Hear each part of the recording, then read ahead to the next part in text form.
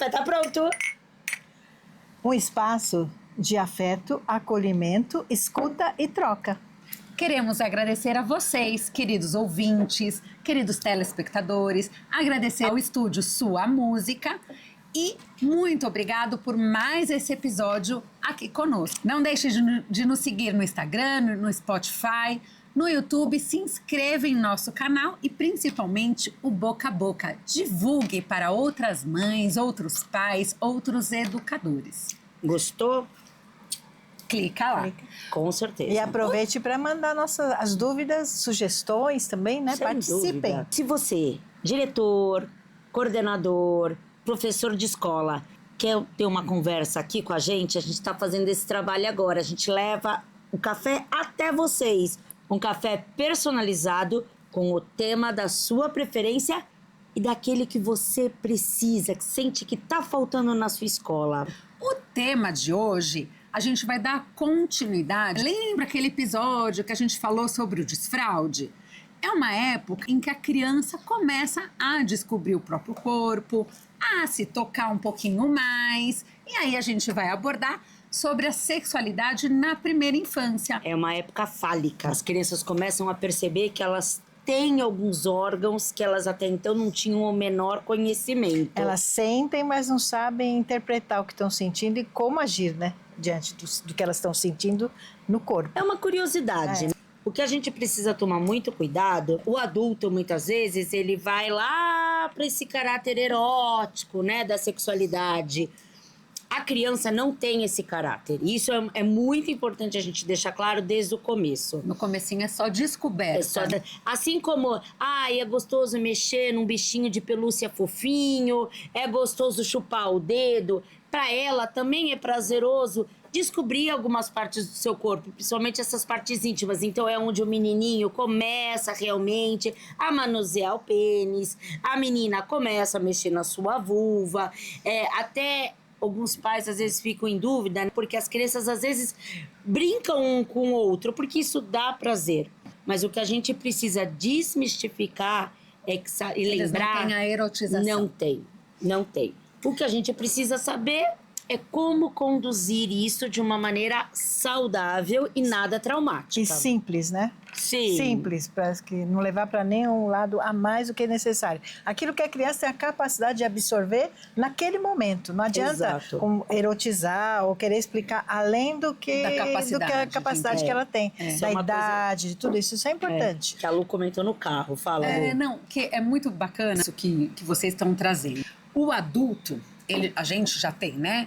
Muito conhecimento. E às vezes a criança te traz um questionamento ou uma questão que a gente fala: como é que eu explico isso? O que eu falo agora? E pode surgir desde o desfraude, pode surgir quando a mamãe tá grávida esperando um segundo filho, vai surgir outros questionamentos. Como que eu vou abordar? Então, uma coisa que a gente brinca é assim: a criança te perguntou, devolve para ela a pergunta. O que quer dizer devolve para ela a pergunta? Se a criança pergunta assim: a mamãe, por exemplo, está grávida. Mamãe, como nasce o nenê? Como o nenê parou aí? Aí eu posso, ao invés de eu ir para todo lado da biologia, ao invés de eu falar sobre transa, ou tudo isso que dependendo da idade, aqui a gente está nesse episódio falando da primeira infância, dos pequenininhos, ele ainda não tem esse entendimento, essa maturidade emocional, então eu devolvo para ela: como você imagina? E aí a criança, dependendo da criança, ela responde: quando casa, mamãe e papai, eles namoram e aí foi parar lá dentro.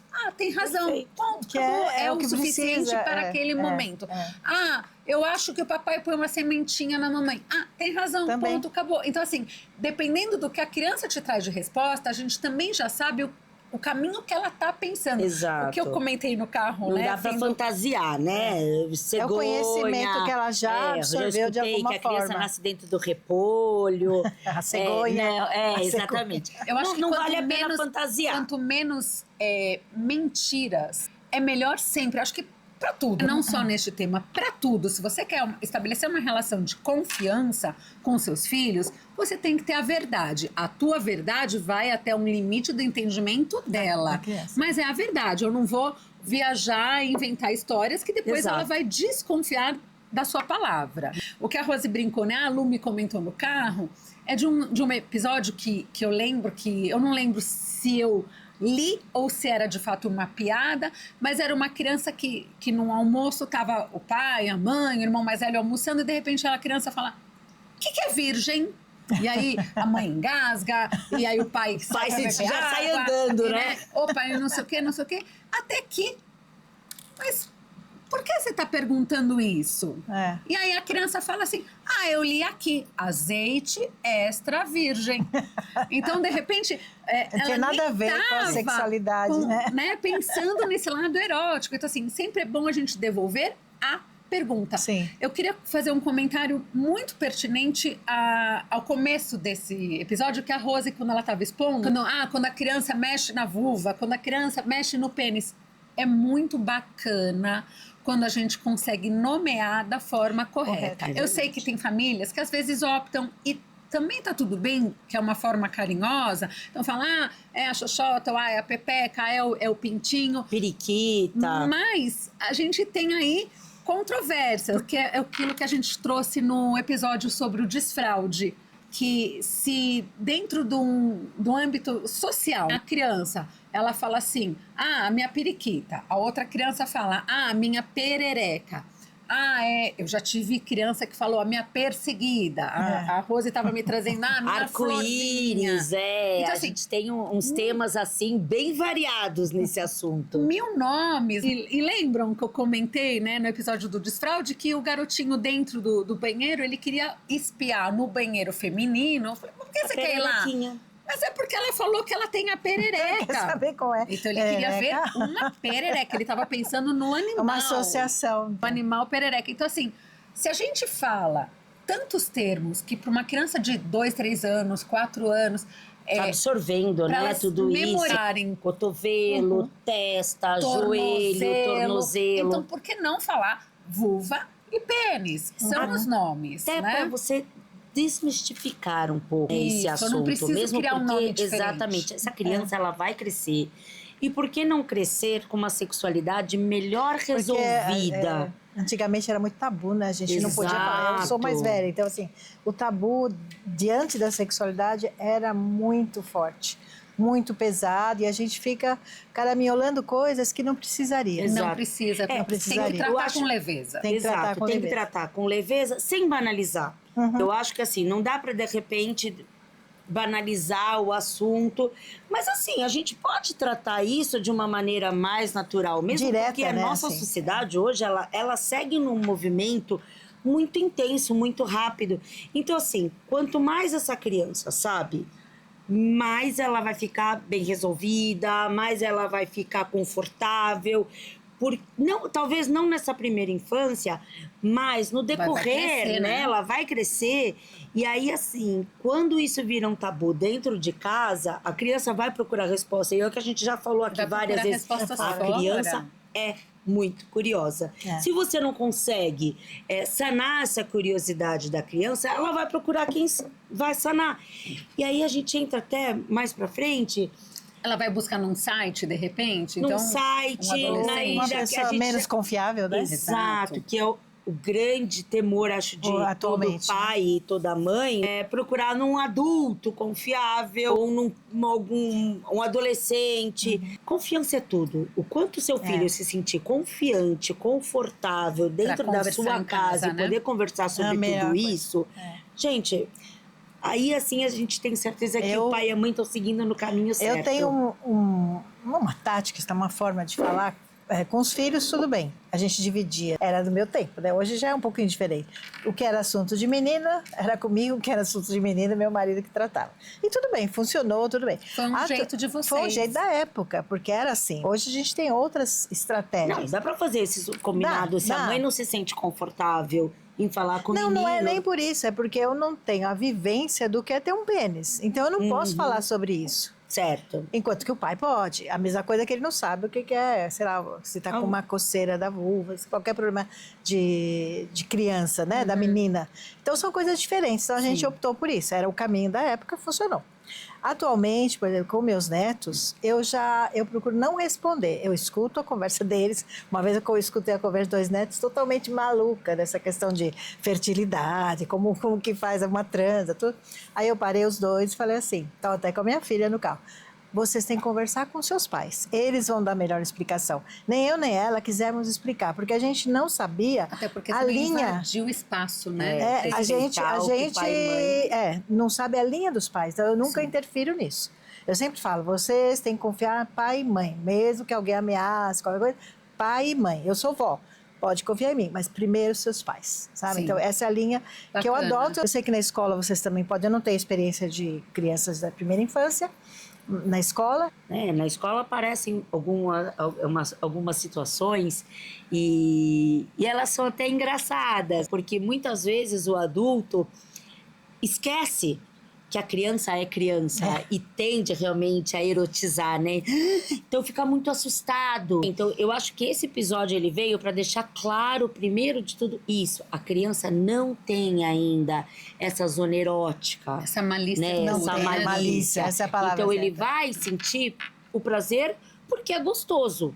Assim como tem criança que fica lá horas mexendo na orelhinha, tem crianças que gostam de rolar o cabelinho, tem crianças que chupam o dedo, são zonas erógenas, não tem como fugir disso. O que a gente tem que dizer, por exemplo, uma coisa que eu sempre falei com a minha filha, por exemplo, desde muito pequenininha, quando ela começou a descobrir e até se tocar, até por ser menina, filha, olha, essa é uma parte íntima do nosso corpo.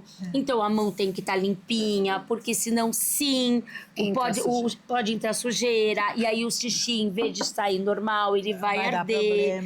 Aí não é em todo lugar. Aí ela falou, por que não é em todo lugar? Eu falei, e não é toda hora. Ela falou assim, por que não? Eu falei assim, filha, a gente consegue, quando vai pra escola, brincar no parquinho o tempo todo? Dá pra gente sair pra tomar sorvete todo dia? Não. Da mesma maneira, tudo tem hora e tudo tem lugar. Então, eu não coloquei ali como um tabu, mas eu não coloquei íntimo, como né? Proibitivo, mas eu coloquei que não é em qualquer lugar. Que existe um certo cuidado nesta atitude. Então, ela brincou comigo na época. No banho, pode? Porque eu vou estar com a mão bem limpinha? Sim, no banho pode. E também eu acho que tem que alertar do cuidado de nunca deixar ninguém fazer isso. Ninguém mexer no seu é meu santuário, meu corpo, né? Meu corpo é meu santuário. Então, assim, ninguém, é só eu que posso.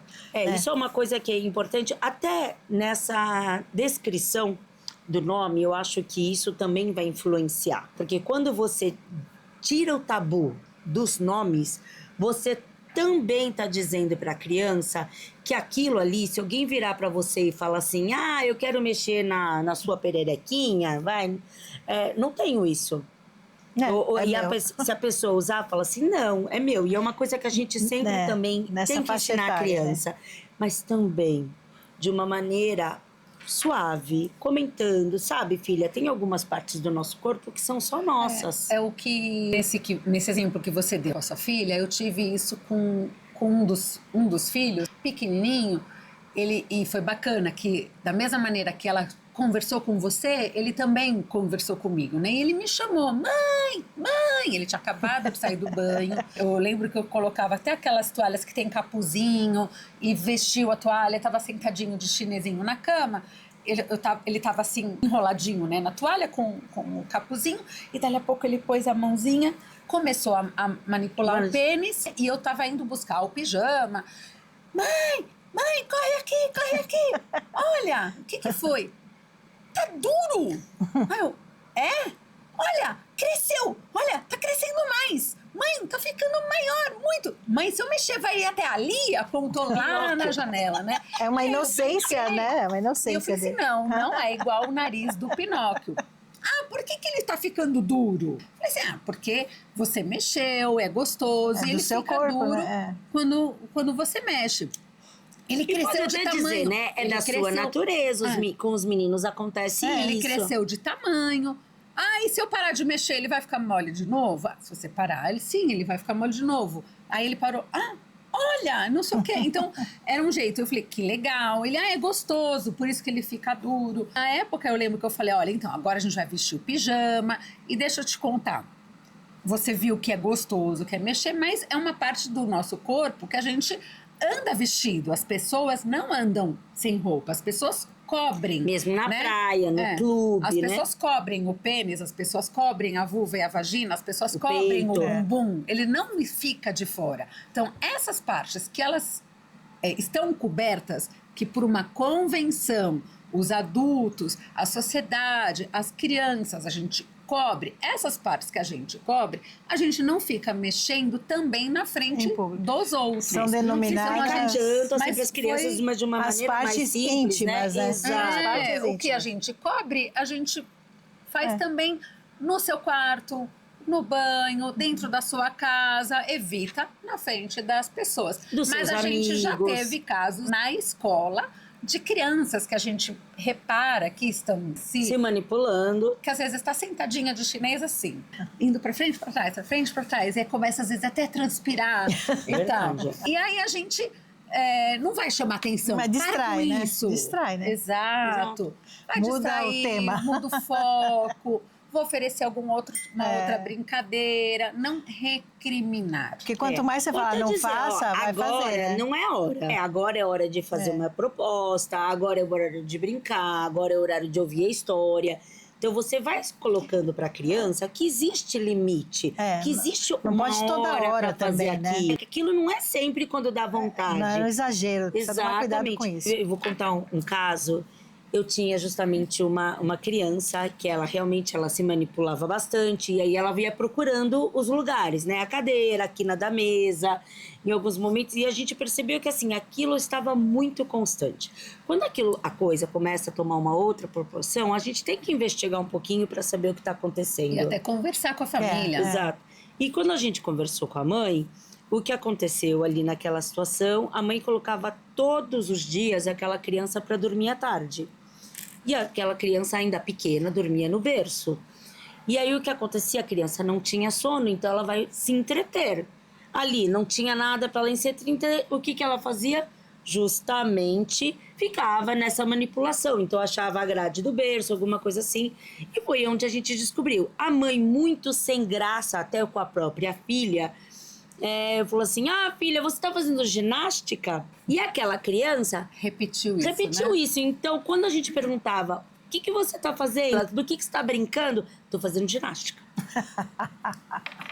E aí a gente conversou com essa mãe e conversou também com a criança e falou assim: olha, só que agora não é hora de fazer ginástica. Agora é hora de ouvir história. Aí vai posicionando e vai tentando distraí-la de outras formas. E conversamos com essa mãe. Será que essa criança ainda precisa dormir à tarde? Será? Ou até ela falou assim: mas é um horário que eu preciso, é o meu horário. Então vamos achar uma outra técnica para fazer essa criança dormir? Exato. Porque a criança procura o que fazer, gente. Não então, tá se isso fazendo bem pra incomoda, ela, né? não tá fazendo bem nem pra ela, a mãe estava desconfortável, era uma situação onde a gente, por mais que tentasse distrair aquela criança, virou recorrente. E a gente sabe, assim como todas as crianças na fase fálica, igual chupar o dedo, é uma coisa que às vezes fica difícil, que a criança tá sempre com a mãozinha lá. A masturbação infantil, e é assim que a gente chama, tá? É uma masturbação, não deixa de ser. Não deixa de ter o prazer. Exatamente.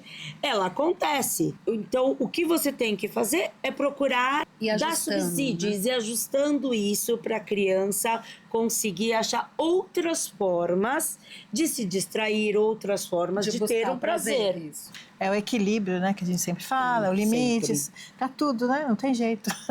Com certeza. A vida é feita disso, e conversar né? sempre com maior naturalidade possível. Eu acho que faz parte do corpo humano, faz parte de uma autodescoberta, que mais pra frente a criança ela precisa ter o conhecimento do próprio corpo. A gente vai trazer em episódios futuros como abordar a menstruação, como abordar a diferença do menino e da menina, como abordar, de repente, se a criança ela tem uma homossexualidade. Então, assim, a gente vai trazer em episódios futuros. Mas com agora, certeza. neste comecinho, é assim, como que a gente vai tratar? Com naturalidade, com confiança, com vínculo. É o que a gente fala, precisa ter a troca, precisa ter a afeto, escuta, acolhimento. É isso, você vai acolher as dúvidas da criança. E depende dos pais também. Eles também precisam se informar, tirar um tabu de como eu vou explicar. Existe essa dúvida. Então, talvez a gente até consiga preparar os pais para isso também. Eu acho que esse é o nosso intuito. Esse é o nosso, é o que a gente gostaria. Que vocês trouxessem dúvidas, seus problemas, porque todo mundo já teve alguma vez. E é desde pequeno, desde pequeno que ele tem o desfraude e, opa, tem uma coisa diferente aqui. É quando o banho é a troca de fralda e aí que a gente alerta, que nem a Si falou, e o corpo é meu. É meu.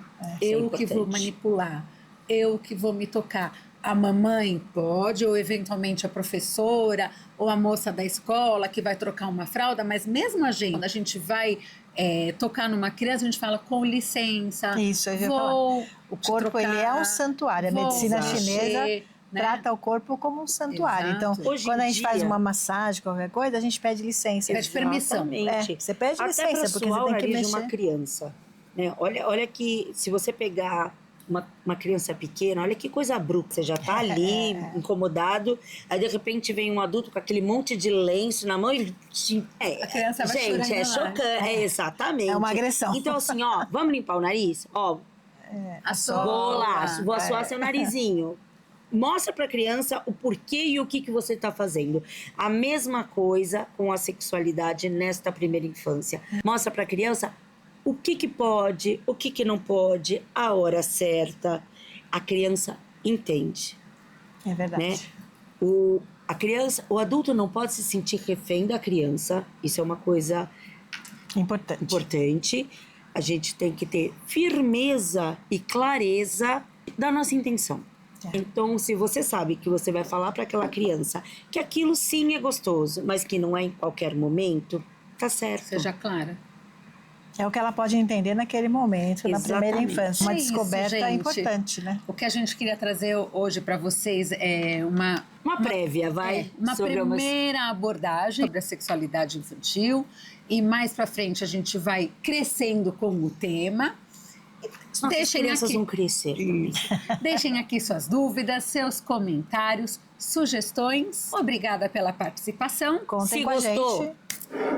Compartilha com os amigos, compartilha com as mães da escola, grupo de mães da escola, ó. Gente, sempre tem muita dúvida com relação a isso. E contem com a gente sempre, já estaremos preparadas, ou nos prepararemos para responder da melhor forma. Com certeza. Eu sou a Rose. Eu sou a Lu. Eu sou a Sil. Café com as profas.